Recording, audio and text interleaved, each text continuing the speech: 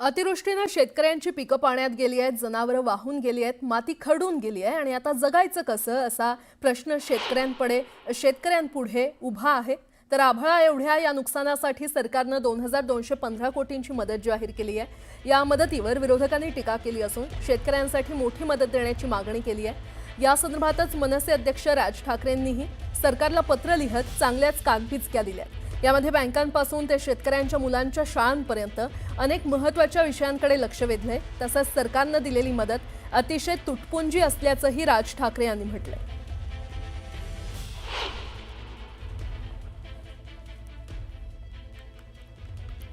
राज ठाकरे यांनी मुख्यमंत्र्यांना पत्र लिहिलेलं आहे। शेतकऱ्यांना भरघोस मदत करा असं राज ठाकरे यांनी म्हटलेलं आहे। एकरी किमान 30,000 रुपये भरपाई द्या अशी मागणी त्यांनी केली आहे।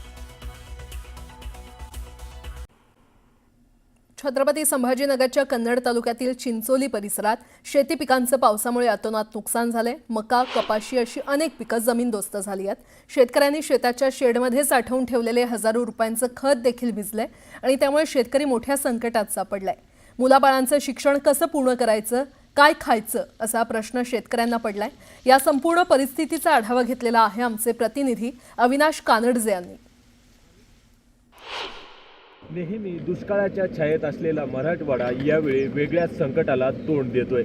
मी आता ज्या शेतामध्ये उभा आहे त्या शेताची जर आपण परिस्थिती बघितली तर अतिशय भयंकर अशी ही परिस्थिती आहे। कधी काळी दुष्काळाच्या नावाने ओळखला जाणारा हा मराठवाडा यावर्षी परतीच्या पावसाने मात्र अक्षरशः हाहाकार माजवलाय। चहूकडे मराठवाड्यामध्ये आपण जर बघितलं तर मोठ्या प्रमाणात शेती पिकांचं नुकसान झालंय, तर बऱ्याच ठिकाणी जमिनी देखील खरडून गेल्या। काही शेतकरी माझ्यासोबत आहेत ज्यांचं शेतीचं नुकसान झालंय। त्याचं किती नुकसान झालंय आणि कसा हा पाऊस होता? हे नुकसान भरपाई पायाला कोणी येऊ लागलं नाही आमच्याकडे। त्यांनी यायला पाहिजे, पायाला पाहिजे आमच्या शेतामध्ये काय होऊ लागलं काय नाही, कशी नुकसान झालेली आहे कशी नाही। फार नुकसान झालेली आहे आमची। मक्का फार झोपलेली आहेत, मक्का पैसे फार झोपलेली आहेत, भरपूर नुकसान झालेलं आहे। कोणी येऊन पाहत नाही, कोणी फोटो काढत नाही, काही नाही, कोणी फॉर्म भरत नाही। काय करावं काही सुचेना। दाटलेले हुंदके आणि शब्द न निघणारी ही वाचा आहे। ही अवस्था शेतकऱ्यांची इथंच नसून अख्ख्या मराठवाड्याची आहे। संपूर्ण शेती पाण्याखाली गेली, काही ठिकाणी खरडून देखील निघाली। काय स्वप्न या शेती पिकाच्या मालावरती येणाऱ्या पैशातून बघितलं होतं? स्वप्न येणारं शिक्षण मुलांचं, ठिबक करासाठी येणारं 2 पैसे येतील, आता 2 पैशावर आपण काहीतरी करू बा असं वाटलं होतं। पण 15, 16, 3 दिवस अतिवृष्टी म्हणजे एकदम सांगता बी येत नाही आणि आजपर्यंत असं पाणी पडलेलं बी नाही। अक्षरशः आम्हाला 1 रुपयाचा बी या निसर्गाने काहीच ठेवलेले नाही। पंचनामे कुठेही नाही, त्याला फोन केला तर सांगतात पंचनामे करणार आहे, पण आजपर्यंत आमच्या बांधावर कोणीही आलेली नाही। काय सांगतात पंचनामे अधिकारी, काय म्हणतात किती नुकसान मिळेल काय? आमच्या आता कपाशी मका त्याला विचारलं की बा आम्हाला काय भेटणार, ते म्हणू लागले की बा तुमची घर वाहून जरी गेले तर तुम्हाला 5,000 रुपये भेटणार। मग आम्ही हे दृष्टिकोन कोणाकडे सांगावं, शासनाला याची कोण दखल देणार? आज जे आमच्या डोळ्यातून जे हे येतं आहे हसू, हे आम्हाला एकदम म्हणजे बोलण्याची हेच नाही राहिली आता, कारण एकदम 0 माल आमचा पाण्यात गेला नाही। अविनाश कानडजे, न्यूज 18 लोकमत, छत्रपती संभाजीनगर। बीड जिल्ह्यातील माजलगाव तालुक्यातील सुरंग, सरवर, पिंपळगाव आणि गंगा म्हासला या गावांना गोदावरी नदीच्या पुराचा फटका बसलाय आणि या भागातील शेकडो घरं पुराच्या पाण्याने बाधित झाली आहेत। या भागातील पूरग्रस्तांना माजलगावच्या एका शाळेत निवारा देण्यात आलाय, मात्र या पूरग्रस्तांपर्यंत अद्याप सरकारी मदत पोहोचलेली नाहीये। पूरग्रस्तांना जेवण तर सोडा, साधं पिण्याच्या पाण्याची सोय देखील केली नाहीये। या पूरग्रस्तांशी बातचीत केलेली आहे आमचे प्रतिनिधी लक्ष्मण घाटोळ यांनी। एका शाळेच्या परिसरामध्ये, एका शाळेमध्ये, बंद शाळेमध्ये अशा पद्धतीनं या सगळ्या महिला ज्या आपल्याला दृश्यांमध्ये दिसत आहे, या सगळ्या महिला याच माजलगाव तालुक्यातल्या आहे।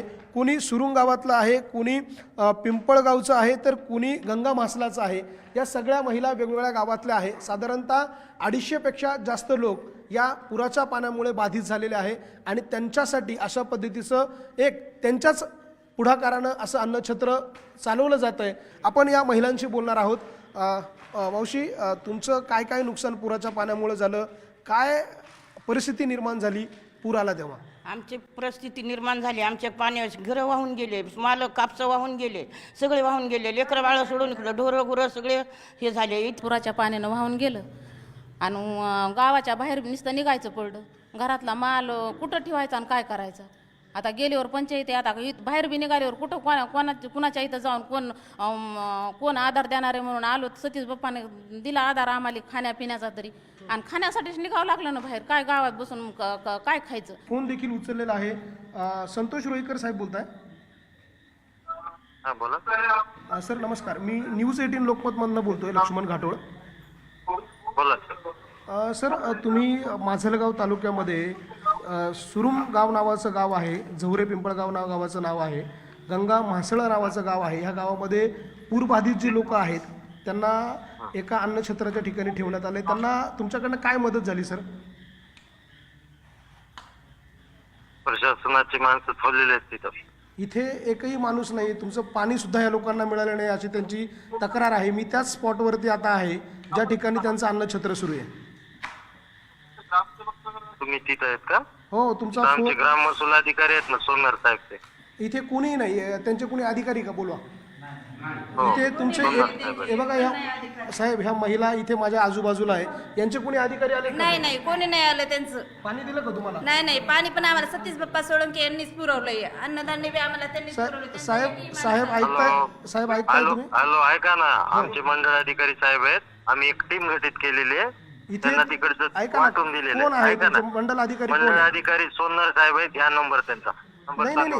ते पण इथे जागेवर नाहीये ना. या लोक 2 नाही, ते दिवसांपासून इकडं बैठक चालू आहे एसडीएम साहेबांची. नाही, तुम्ही त्या बैठकीला बैठका आले ऐका ते. ना साहेब, संतोष रोईकर साहेब, तुम्ही फक्त बैठका घेणार आहात का? या लोकांना मदत कधी? अहो, या लोकांना जेवायला अन्न नाहीये. सामाजिक कार्यकर्ते मदत करताय. सोमनार तलाठी साहेब आहेत तिथं. एकही त्यांना माणूस कॉल करतील. ऐका ना, सरकारच्या तिजोरीतून तुम्ही त्यांना 1 रुपया आपण बघतोय. संतोष रोईकर नावाचे हे अधिकारी होते, त्यांच्याशी आपण बोलण्याचा प्रयत्न केला, मात्र त्यांनी फोन बोलता बोलता कट केला आणि त्यांनी उडवाउडवीची उत्तरं दिली की या ठिकाणी सरकारची मदत पोहोचली आहे. आपण या महिलांनाच विचारणार आहोत, तुमच्यापर्यंत सरकारची मदत केली? नाही, आमच्यापर्यंत कुठलीही सरकारची मदत आलेली नाही आजपर्यंत. आम्हाला काय मदत केली तर सतीश बाप्पा सोळंके यांनी. हे अधिकारी जे फोनवर बोलत होते खरं बोलत होते? नाही, खरं नाही बोलत, ते खोटंच बोलू लागले सगळं. आम्हाला पाणी सुद्धा कोणी इथं विचारलं नाही, तुम्ही पाणी प्यालं का, चहा प्यालं का. आम्हाला सतीश बाप्पा सोळंके यांनीच मदत केली आतापर्यंत. काय केली तर दुसरं कुणीच आलं नाही आमच्यापर्यंत, कुणीच म्हणलं नाही. या ताई, हे अधिकारी जे फोनवर बोलले, तुम्ही त्यांचं फोनवर बोलणं ऐकलं, ते म्हणताय मदत केली का? नाही केली, मदतच केली नाही. आम्ही गावाच्या बाहेर निघायच्या आधीपासून आम्हाला सतीश बाप्पा सोळंके यांचा फोन येत होता, मी इकडे सगळी सोय केलेली, तुम्ही बाहेर काढा आमच्या गावातल्या माणसाला सगळ्याला, की येतो ते यायचे, फोन यायचे त्याचे, की आमच्याकडे स्वयंपाक चालू हे करतो, तिकडे सोय करायला करायचे, सगळ्याची सोय करतो म्हणून. कुणी आम्हाला कुणाचा फोन आला नाही, कुणी काय हे केलं नाही. आम्ही बोटमध्ये बाहेर निघालो, ट्रॅक्टरनं आमच्या माणसाने आम्हाला आणून घातलं चिखलात. इथे सरकारने हे जे गहू तांदूळ तुम्ही आणले, हे कोणाचे? धैर्यशील भैयानं का हे न सतीश बाप्पा सोळंके यांनी सगळ्यांनी आम्हाला मदत केली ह्या मसल्यावाल्यानं.